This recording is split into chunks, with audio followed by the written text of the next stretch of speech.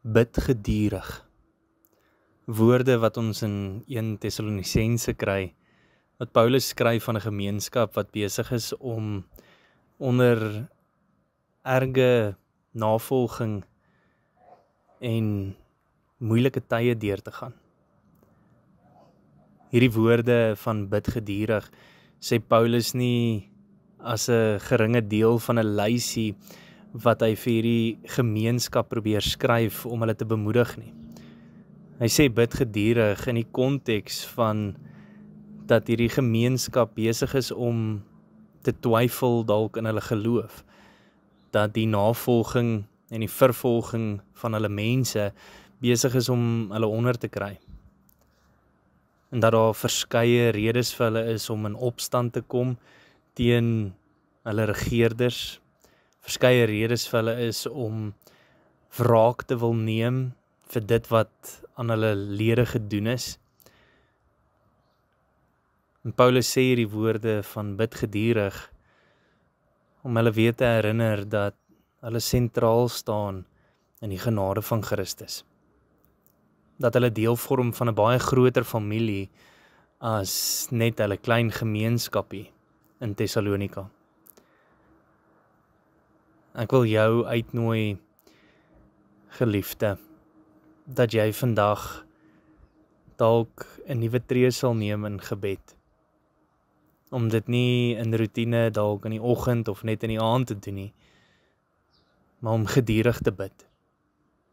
Het sy jy deur moeilike tye gaan, of dalk vandag 'n bietjie vervolging ervaar, het sy dit met siekte, met moeilike omstandighede by die huis of by die werk, gaan vind jouself weer in gesprek met God.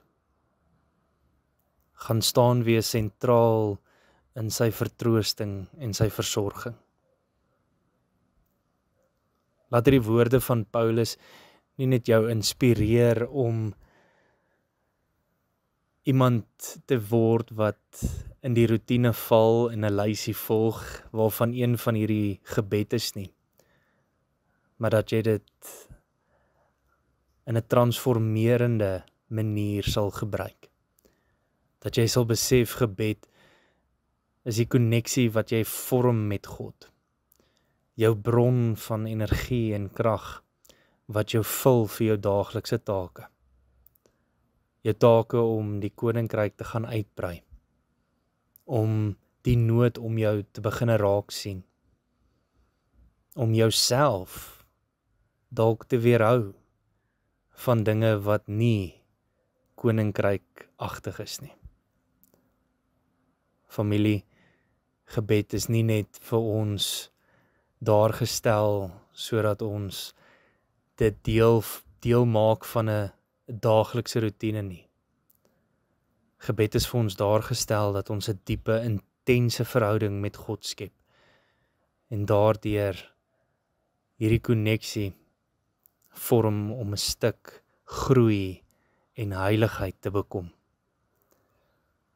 Heiligheid in die sin van dat ons afgesonder is van die res van hierdie wêreld.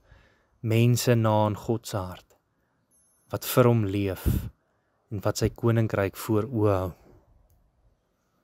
Wat nie sal beskaam staan wanneer ons gevra word om te vertel wat die oortuiging in ons hart is nie. Bid geduldig, want in elke omstandighede waar jy dalk voel jy kan nie meer nie, is dit God wat die mantel opvat, wat jou dra, wat jou bystaan. Vrede en liefde vir elkeen van julle. Mag julle 'n geseënde week verder hê.